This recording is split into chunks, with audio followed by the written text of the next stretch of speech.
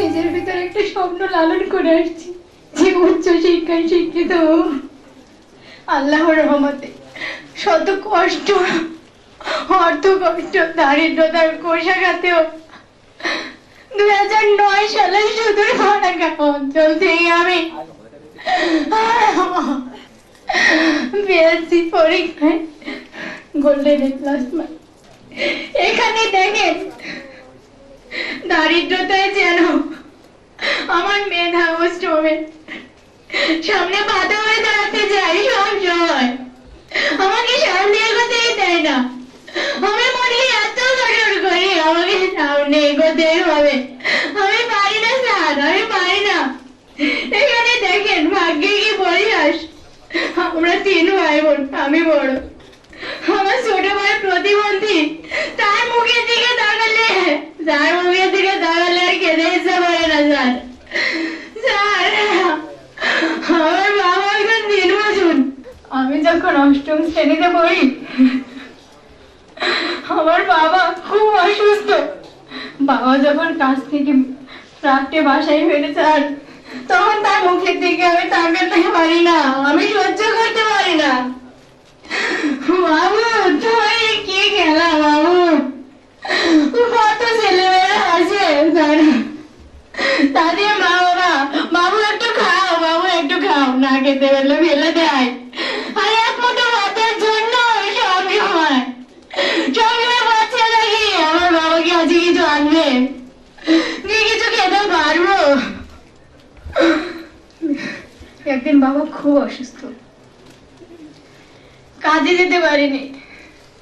বিকাল 4টার সময় যখন স্কুল থেকে বাড়িতে আসি, দেখি আমার ওই প্রতিবন্ধী ভাই আর আমার ছোট বোন আমার দিকে তাকিয়ে স্যার কিভাবে কাঁদছে স্যার। আমি সারাদিন কিচ্ছু খাইনি। আমার দুঃখিনী মা কাপড় দিয়ে মুখ লুকিয়ে কাঁদছে। সে কি বলবে আমাকে? কেউ কখনো বলিও নি 5টা টাকা নিয়ে কিছু খেয়ে আয়, কিন্তু কাউকে বুঝতে দিনি। বাড়িতে এসে দেখি যে কোনো খাবার নেই, কাকে বলবো আমাকে খেতে দাও? ওই সময় পড়তে বসে গেলাম, কারণ পরের দিনে ছিল আমার জিএসসির গণিত পরীক্ষা। কুপির নিভু নিভু আলোয় সারা রাত বসে অঙ্ক করলাম। কখন যে সকাল হয়ে গেল বুঝতেই পারিনি। আমার পিছনে আমার মা বাবা, আমার প্রতিবন্ধী ভাই বোন সবাই আমার দিকে তাকিয়ে আছে।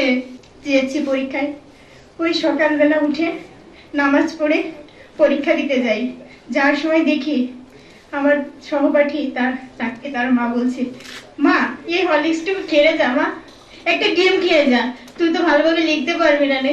আর আমি সেই খোদা পেটে জিএসসির গণিত পরীক্ষা দিতে গেছি। আমি কাঁদতে গেছি, বাবা তুমি কি করছো, তোমার কেমন বিচার? যখন ছাড়া এসে বললো তুমি গোল্ডেন পেয়েছো আমার দুঃখিনী মায়ের মুখে, আমি এই প্রথম একটু হাসি দেখতে পেলাম।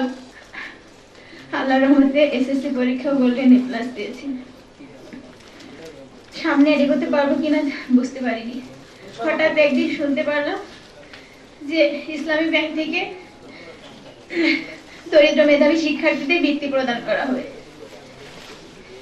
ইনশাআল্লাহ মহান আল্লাহ পাকের ইচ্ছায় আমি একটা আবেদন করলাম এবং আমার হতাশাময় জীবনে একটা আলো রেখা খুঁজে পেলাম।